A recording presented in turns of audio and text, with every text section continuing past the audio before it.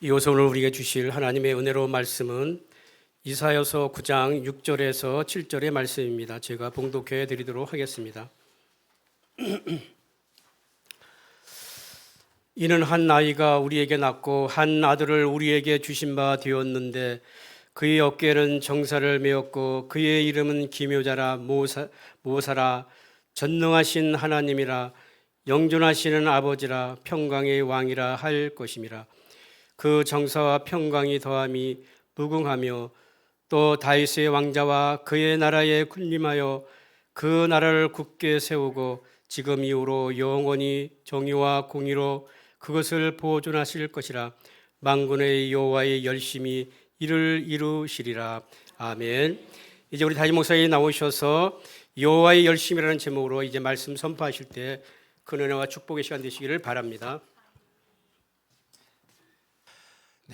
오늘 말씀은 예수님의 탄생과 예수님이 누구신가에 대한 이사야 선지자의 예언의 말씀입니다. 이사야 선지자는 예수님 태어나기 전에 700년 전의 선지자인데요, 하나님의 계시를 통해서 예수님이 이 땅에 오실 것이고 구원자 오실 텐데 그분이 어떤 분인지에 대해서 잘 설명해 주셨습니다. 지난주 임마누엘에 대해서도 우리가 설명했고요, 동년의 탄생에 대해서도 배웠습니다. 오늘 말씀이 조금 어려워요. 옛날 단어들이 많아가지고 뭐 기묘자, 모사라, 뭐 정사가 어깨에 있고 이러면 뭔지 잘 모릅니다. 그래서 이것을 좀 쉽게 여러분 잘 이해할 수 있도록 번역해서 우리가 한번 읽어보겠습니다. 여러분 위에 이제 띄우면은 우리 같이 한번 천천히 읽어볼까요? 같은 내용입니다. 시작. 있는 곳에 한 아이가 태어났다. 그 아이는 우리에게 주신 하나님의 아들이시다. 그의 어깨에는 하나님의 나라가 올려져 있다. 그분의 이름은 이렇게 불려진다. 놀라운 상담자, 전능하신 하나님, 영원하신 아버지, 평화의 왕. 그분이 다스리는 나라와 그분이 주시는 평화는 계속해서 커지고 평창해질 것이다. 그분은 다윗의 왕조를 통해 오셔서 그의 나라를 세우시는데 그 나라는 정의와 공의가 영원토록 있는 나라이다. 이 일은 땅에서 실현되고 이루어지는 것 하나님의 열심 때문이다. 아멘. 조금 더 이해가 쉽죠? 쉽게 한번 풀어서 우리가 번역해 봤습니다. 오늘 말씀에서 읽으면서 예수님은 누구신가, 우리가 믿는 예수님은 누구신가를 이사야 선지자가 예언한 말씀 통해서 한번 정리를 해보겠습니다. 오늘 말씀 내용 그대로 정리하면요, 예수님 이렇게 정리됩니다. 우리 가운데 아기로 태어나신 분, 사람으로 이 땅에 오신 분이다라는 것입니다. 하나님께서 보내주신 하나님의 아들이십니다. 예수님은요, 어깨에는 하나님의 나라가 올려진 분이다. 이것은 하나님의 나라를 세워가시는 분이시다라는 것입니다. 놀라운 상담자시다. 놀라운 상담자라는 것은 우리 성령 하나님을 부르실 때 사용되는 말이에요. 그래서 성령 하나님과 예수님은 하나이신 한 분이심을 말해줍니다. 전능하신 하나님, 주로 성부 하나님, 여호와 하나님을 일컬을 때 하는 전능하신 하나님, 근데 그것을 이시다. 영원하신 아버지, 아들이라 또 아버지라 그러네요. 성부 하나님 볼 때 사용 말이죠. 성부 하나님과 한 분이신 하나님이신 걸 알려줍니다. 평화의 왕이시다. 하나님과 우리 사이에 죄를 사하시고 평화를 만들어 주신 분이시다. 평화로 나라를 다스리시는 분인데 이 평화는 계속해서 커져갈 것이다. 그렇게 해주시는 분이시다. 다윗의 왕조를 통해서 오시는 분이시다. 정의와 공의가 영원토록 있는 나라를 만들어 가시는 분이시다. 마지막으로 이 모든 일은 하나님의 열심을 통해서 모든 일을 이루신 분이시다라고 우리가 정의할 수 있습니다. 오늘 내용에서 특별히 우리가 알 수 있는 것은요, 성부 하나님, 성령 하나님, 성자 예수님은 이 동등하신 하나님이시고 한 분이시며 삼위일체 하나님이신 것도 알려주고 있습니다. 특별히 하나님의 나라를 이루어갈 때 하나님의 나라는 평화와 정의와 공의가 가득한 나라이다. 이것도 이사야에 많이 나오고 있습니다. 나중에 우리가 하나님 나라에 대해서 할 때 더 깊이 살펴볼 것입니다. 오늘 우리가 특별히 주목해야 할 단어는 마지막에 있어요. 이 모든 일은 어떻게 해서 이루어지게 되었느냐. 이 모든 일은 하나님의 열심 때문에 이루어진 것이다 라고 말하고 있습니다. 오늘 우리가 여호와의 열심, 하나님의 열심에 대해서 우리가 오늘 말씀을 살펴보겠습니다. 오늘 성경에 나오는 하나님 열심, 이 열심에 해당되는 말이 히브리어로 키나라는 단어입니다. 여호와 키나. 우리가 지난번에 여호와의 거룩에 대해서 알면 하나님 어떤 문제 더 잘 알 수 있다고 그랬어요. 동일하게 하나님 열심, 여호와의 키나에 대해서 알면은 더 깊이 하나님을 잘 알 수 있게 됩니다. 우리가 거룩 때문에 하나님이 우리 왜 구원하시는지, 왜 우리 예배를 드려야 되는지, 왜 우리가 하나님께서는 죄를 지을 때 벌을 하시는지, 이런 것도 하나님의 거룩과 관계 있는 것이고요. 왜 하나님 우리를 구원하시는가에 대해서도 여호와 키나 하나님 열심에 대해서 우리가 알 때 더 잘 알게 됩니다. 키나라는 단어는요, 성경에서는 질투라는 말로도 번역되어 있어요. 그래서 십계명에 나 여호와는 질투하는 하나님이시니라고 할 때 그 질투가 같은 단어입니다. 근데 여러분, 우리가 하나님에 대해서 설명할 때 사람의 언어로 글을 써야 돼요. 근데 사람의 언어 중에 하나님의 성품을 정확히 표현할 수 없는 단어들이 있어요. 그럴 때는 우리가 가진 언어로 표현해야 됩니다. 예를 들면은 우리가 영어라든지 외국어를 한국어로 번역할 때에 그 단어가 정확한 단어가 없어요. 그러면 가장 유사한 단어를 가져와 써야 되는데, 그래서 성경 번역에 질투라는 단어로 썼는데, 여러분, 질투라는 단어는 보통 긍정적일 때 잘 안 써요. 부정적일 때 많이 씁니다. 뭐 질투한다 이럴 때는 사람들에게는 부정적인 의미로 많이 사용됩니다. 어떤 한 대상자를 놓고 경쟁하는 의미로 여겨집니다. 그래서 하나님의 성품에 대해서 이 단어는 질투라는 번역은 적절치 않아요. 그러나 우리가 정확하게 번역할 수 있는 단어가 없어서 질투 혹은 어떤 데 열심 이렇게 번역되어 있다는 것을 우리가 알면 좋겠습니다. 여호와 키나는 시기, 질투를 뜻합니다. 이것은 문맥 속에서 뜻이 더 정확해져요. 그래서 항상 제가 말씀드리면 성경을 해석할 때 단어는 그 문맥 속에서 해석되게 됩니다. 헌신, 열정, 열성, 힘 혹은 격렬한 감정으로 번역되는데요, 행동을 촉구하고 그 행동을 이끌어내기 위해 강렬하고 열정적인 격렬한 감정, 이런 뭐 좀 어렵죠. 대충 감정이니까 뭔가를 하기 위해서요, 열정이 일어나서 그걸 반드시 해내는 그런 마음들, 하나님께 있는 마음을 말합니다. 구약에서는 한 85회 정도 나와요. 결혼, 경제, 정치, 종교에 다양하게 나오는데요, 공통점이 있어요. 뭐냐 그러면 반드시 이것을 이루어내고자 하는 열심과 열정이 들어있다는 것을 말해줍니다. 특별히 하나님께서 시내산에서 자기 계시였죠. 우리가 하나님을 어떻게 아느냐, 하나님이 알려주셨기 때문에 아는 거예요. 그걸 신의 자기 계시라 그러는데, 하나님께서 시내산에서 십계명을 통해서 하나님 내가 누군지를 알려주면서 언약을 맺을 때에 거기에서 사계명에서 보면 나는 너희와 함께 너희에게 질투하는 하나님 여호와라고 분명히 밝혔습니다. 이것은 언약과 연관이 있습니다.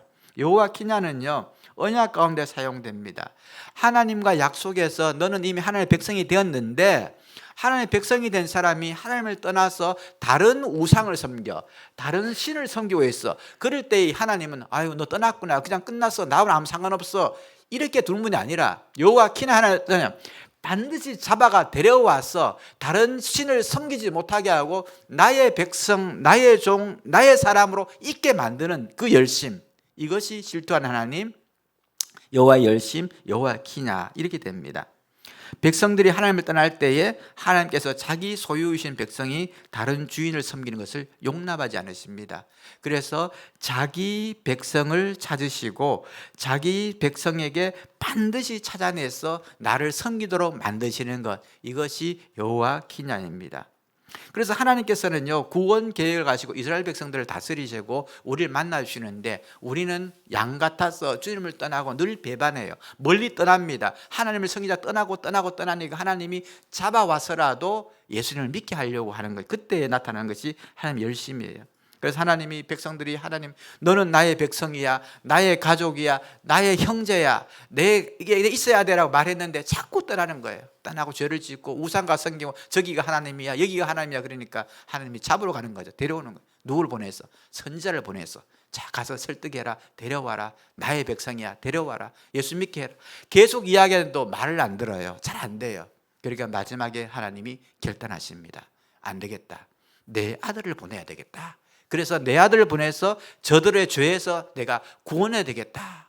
그래서 한 아이가 우리에게 주어진 바 되었고 그의 어깨에는 하나님 나라가 들어있고 그런 놀라운 상남자이시고 영원하신 아버지이시고 평강이마시고 그 아들을, 다윗의 왕조에서 올 아들을 내가 보내야 되겠다라고 생각한 그 가장 강력한 동기 배경에 뭐가 있느냐?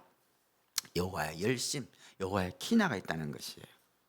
그래서 하나님께서는요, 구원 계획을 가지시고 예수님을 보내기로 작정하시고 결단하신 것입니다. 이 열심은 결국은 하나님의 백성들, 나의 자녀, 나의 백성들을 다시 내게로 되돌리기 위해서, 우상을 섬기고 있고 다른 신을 섬기고 있는 것을 되돌리기 위해서 하나님께서 예수님을 보내기 위해서 이 일을 결단하신 거예요.